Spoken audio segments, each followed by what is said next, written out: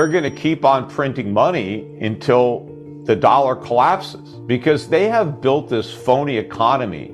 And it certainly predates Biden. It's been going on for a long time. It really started early in the Greenspan era, back in the late 80s, early 90s, when we really started embarking on this path.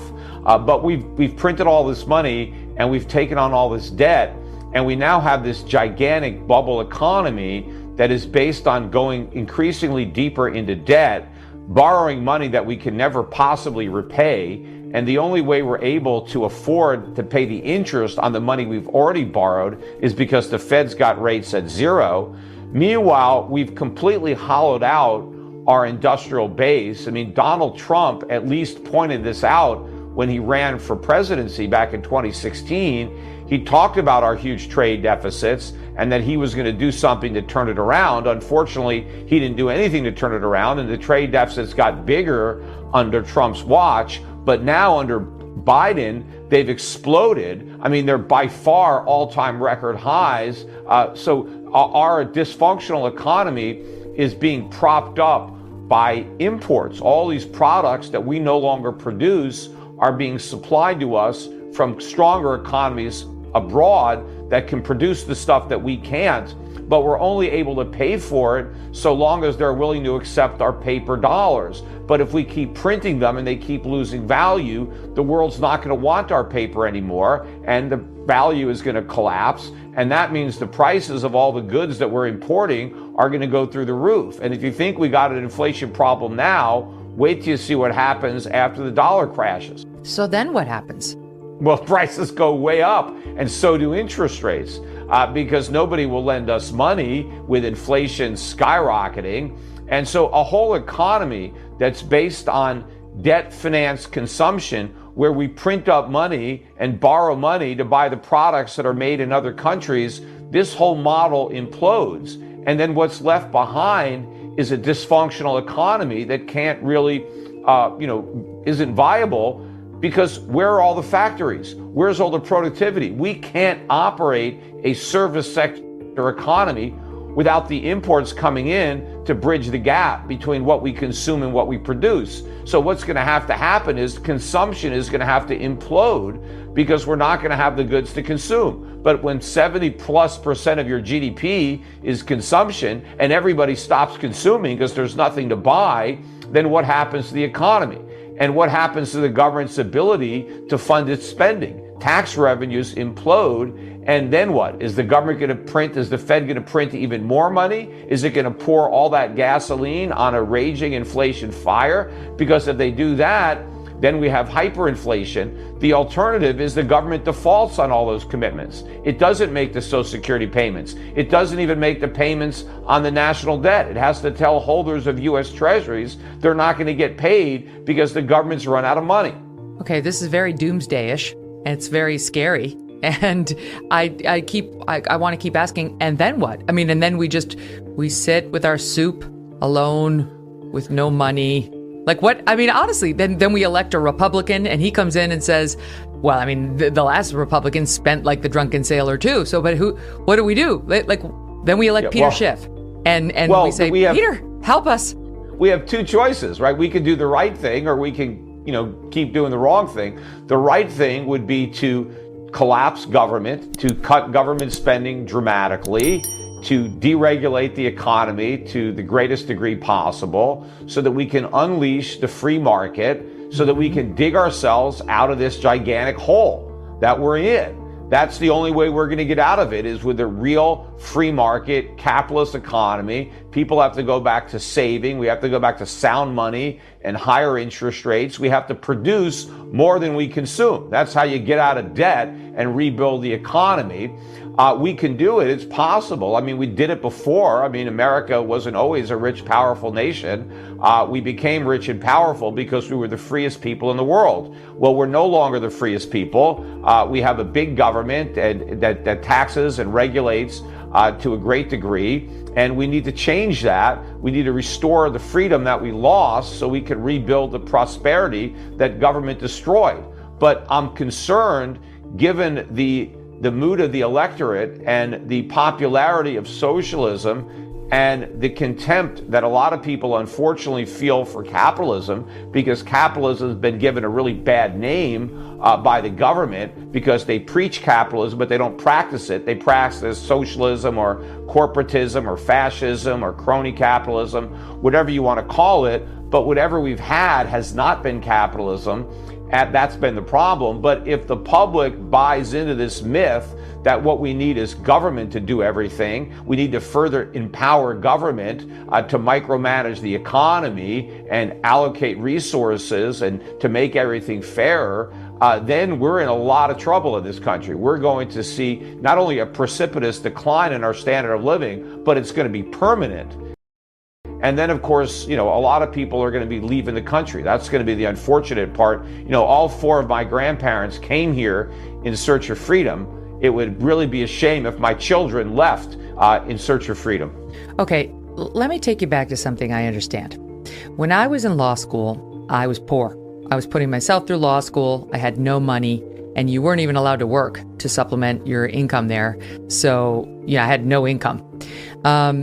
And I had a ton of debt, and it was just racking up and racking up and racking up. So I had the credit card, which was racking up and racking up. And then, of course, with the interest rate, it was going through the roof. And my brother, who's always been financially responsible, unlike yours truly, I wasn't, said, Meg, you have to stop spending. You have to stop running up that credit card. And I said, Pete, I have no choice. I need it. I'm using it to pay for my groceries and things like that. I don't have another source of income. And he said, well, then you're going to have to find a way of taking in some money, of earning. You're going to have to find some ways of earning so you can pay it off. Well, I couldn't. But then I graduated from law school and I got a good job right out of law school. And it was wonderful because even though I had never found a way to stop running up that credit card, my income went up, it became existent, and slowly but surely I was able to pay off the card. What I hear the government saying is the Build Back Better bill is going to result in so many jobs. Women are going to get more jobs. Minorities are going to get more jobs, that they're going to be like the newly minted Megyn Kelly lawyer, Esquire. And they're going to be running around producing and earning, and all of that earning, which then the government will tax and so on, is going to solve this problem. Why is that not true? Well, first of all, politicians have been saying that for decades. I mean, it's not new. Politicians used to say that, today's deficit is a down payment on tomorrow's surplus. If we make the investments now, we'll grow the economy faster, and that's how we're going to reduce the debt. Well, we're $30 trillion in debt, or $29 trillion in debt. So none of these government promises of increased spending have ever resulted in less debt. It always increases the debt, which makes sense. The government is going to borrow more money and spend it. By definition, that's going to grow the debt. But to say that making government bigger is going to somehow lead to a more efficient, more productive economy is sheer nonsense. It's actually the reverse that is true. The smaller you make government, the more productive the economy. If the Build Back Better bill ends up redirecting resources away from the private sector to government, which is what it does, because resources aren't created out of thin air. Any resources that the government uses have to come at the expense of resources that the private sector no longer has access to. So to the extent that the government becomes bigger and more involved in the economy becomes less efficient and less productive. And so the deficits will get even larger than just what we get from spending the money, because it will reduce the economic output of the country and it will add to the inflationary pressures that already exist in the economy. Before we continue, help us clicking that YouTube like button and subscribe now to our channel. This shows the algorithm that you valued this information. And it helps us spread that message. Sharing is caring. And now, let's continue. Do you want to know one thing about crypto? I made over 3,000% in profit in a few weeks. Fact is, the traditional financial system, the traditional money system makes you poor, not rich. If you want to earn $500,000, $1 million, you have to wait until you're 50, 60, 70 in the traditional financial system, and you probably will still be broke. And you will be old. This is not a sexy combination, as you can imagine. But the question is, how can you start in crypto and make these profits? Where to invest? Where to start? My name is Gunnar and I'm from Germany, as you can hear, and things are a little bit different in Germany. More about that later on. The fact is, there are lots of different cryptocurrencies. It's a gigantic universe where beginners and professionals get easily lost. But there is light at the end of the tunnel. There are 7 key steps you need to follow to become successful in this market. You have to know them, and if you fail one of them, it's literally impossible to succeed in this market. Just an example, one of the key points is your exchange, and one of the biggest are, for example, Binance and Coinbase.